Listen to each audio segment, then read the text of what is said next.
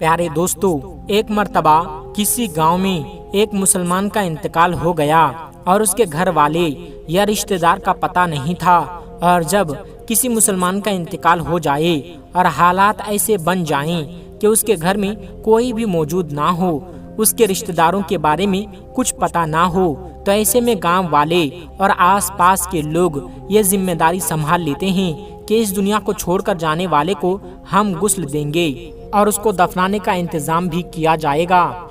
इसी तरह जब एक मुसलमान शख्स का इंतकाल हो गया तो उसके घर में कोई भी ऐसा मौजूद नहीं था जो उसको दफनाने का इंतजाम करता। इसलिए गांव वालों ने ये जिम्मेदारी उठा ली कि इस मुसलमान को गुस्ल दिया जाएगा। गुस्ल के बाद जिस तरह जनाजे की तैयारी की जाती है, उसी तरह उस मुसलमान भाई के जनाजे की भी तैयारी की जाने लगी और फिर नमाज जनाजा का ऐलान हुआ और आखिरकार मोहल्ले वाले और तमाम गांव वाले मैयत को लेकर कब्रिस्तान पहुंच गए।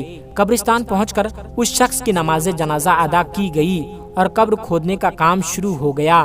दोस्तों, कब्रिस्तान के हवाले से हम ये जानते हैं कि अक्सर कब्रें बहुत पुरानी हो जाती है, यहाँ तक कि उनका निशान तक मिट जाता है।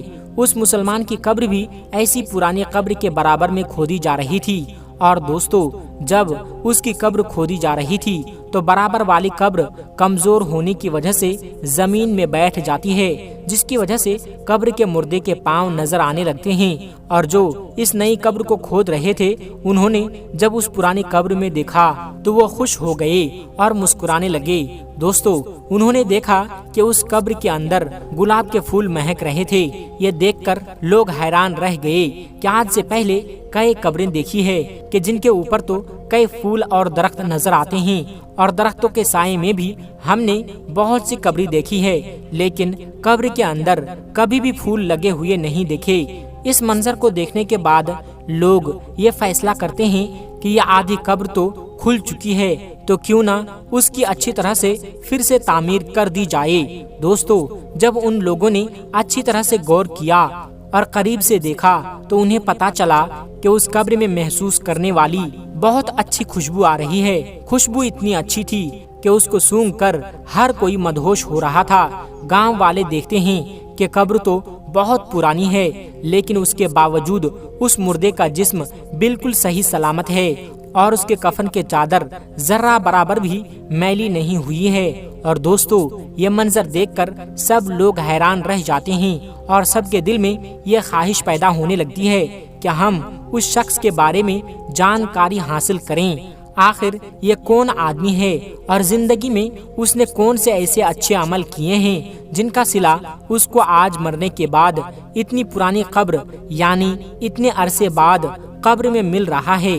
और ये ऐसा कौन सा अमल करता था और ऐसा कौन सा काम करता था जिसकी वजह से उसकी कब्र से इतनी अच्छी खुशबू निकल कर आ रही है। चुनांचे सभी ने यह फैसला किया कि उस शख्स की तलाश जरूर की जाए। दोस्तों, उसकी कब्र को मिट्टी डालकर फिर से बंद कर दिया जाता है। जो जनाजा तमाम लोग अपने साथ लाए थे उसको दफन भी कर दिया जाता है। फिर उसके बाद लोग आसपास के तमाम गांव में फैल जाते हैं और उस कब्र के मुर्दे के घर वालों की तलाश शुरू कर देते हैं। आखिरकार कई रोज सख्त मेहनत के बाद, बुजुर्गों के मशवरे के बाद उन्हें ये पता चल जाता है कि आखिर यह शख्स कौन था। फिर कुछ लोग इकट्ठा होकर उसके घर पहुंच जाते हैं जहां वो शख्स कभी रहा करता था। बाज़ाहिर घर देखने में बहुत पुराना लग रहा था और घर को देखकर ये नहीं लग रहा था कि यहाँ कोई रहता होगा। लोग उस घर का दरवाजा खटखटाते हैं। अंदर से बहुत कमजोर सी आवाज आती है, दरवाजा खुला है, आ जाओ। गांव वाले मिलकर घर में दाखिल होते हैं। और दोस्तों, जब वो घर में जाते हैं तो देखते हैं कि उस घर में बहुत कमजोर औरत मुकीम है, जिसकी उम्र बहुत ज्यादा हो चुकी है और उसका जिस्म इंतहाई कमजोर हो चुका है। चुनांचे यह लोग उसके पास पहुंच जाते हैं और उससे सवाल करते हैं कि फला कब्रिस्तान में उस जगह एक कब्र है। बताया गया है कि उस कब्र का ताल्लुक आपके घर से है, तो आप हमें बताइए कि वो कब्र किसकी है और हमें ये भी बताइए کیا ہم نے قبر میں بہت ہی عجیب و غریب منظر دیکھا ہے کہ اس قبر کے اندر سے خوشبو آ رہی تھی اور گلاب کے پھول قبر کے اندر کھلے ہوئے تھے، اور یہاں تک کہ قبر کے مردے کا جسم بالکل صحیح سلامت ہے اور اس کا کفن تک میلا نہیں ہوا تھا۔ آخر وہ شخص کون تھا؟ یہ سن کر وہ بوڑھی عورت ایک لمحے کو تو خاموش رہتی ہے اور پھر کہتی ہے کہ جس قبر کا تم ذکر کر رہے ہو وہ میرے شوہر کی قبر ہے۔ جوانی میں ہی اس کا انتقال ہو گیا تھا اور وہ مجھے چھوڑ کر چلا گیا تھا۔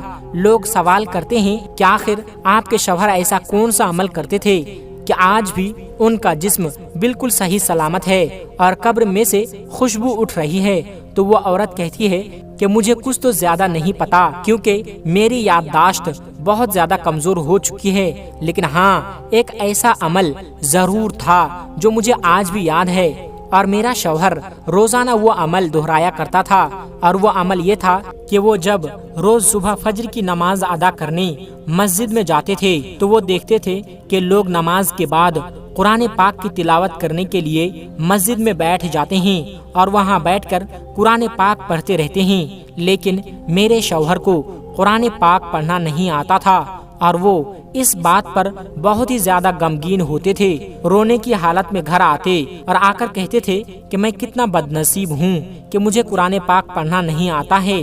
طاق میں رکھے قرآن پاک کو ادب سے چوم کر اپنے سینے پر لگاتے تھے اور ان کی آنکھوں سے آنسو جاری رہتے تھے، اور قرآن پاک کو کھول کر جو بھی آیتیں ان کے سامنے آتی تھی ان پر وہ اپنا ماتھا پھیرتے اور کہتے تھے کہ اے اللہ، تو نے اس کتاب میں جو کچھ کہا ہے وہ حق ہے اور تو سب سے بڑا سچا ہے، اور تیری کتاب سچی ہے۔ اور وہ کافی دیر تک مختلف آیات پر ہاتھ پھیرتے اور یہ الفاظ دہراتے رہتے تھے اور ان کے آنسو لگاتار بہتے رہتے تھے۔ اس کے بعد وہ قرآن پاک کو چوم کر اسے سینے سے لگا لیتے تھے اور اس کو اپنی جگہ پر رکھ دیتے تھے، اور یہ کام میرا شوہر روزانہ کیا کرتا تھا۔ مجھے لگتا ہے کہ یہ وہی عمل ہے جس کی وجہ سے ان کی قبر سے یہ خوشبو مہک رہی ہے۔ دوستو، قرآن پاک سے محبت کی ایک چھوٹی سی مثال آپ کے سامنے پیش کی گئی ہے۔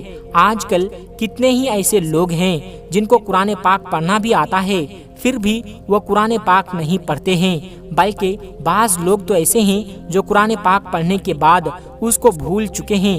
اللہ پاک سے دعا کرتے ہیں کہ اللہ پاک ہمیں اور آپ کو قرآن پاک پڑھنے اور اس پر عمل کرنے کی توفیق عطا فرمائیں، آمین۔ پیارے دوستو، امید کرتے ہیں آپ کو آج کی ہماری یہ ویڈیو ضرور پسند آئی ہوگی۔ اگر آپ کو یہ ویڈیو پسند آئی ہے تو اس ویڈیو کو لائک کریں، شیئر کریں اپنے دوستوں کے ساتھ، اور چینل کو سبسکرائب کر کے بیل آئیکن کو ضرور دبا دیجیے گا۔ ملتے ہیں ایک پھر نئی ویڈیو کے ساتھ۔ السلام علیکم ورحمۃ اللہ وبرکاتہ۔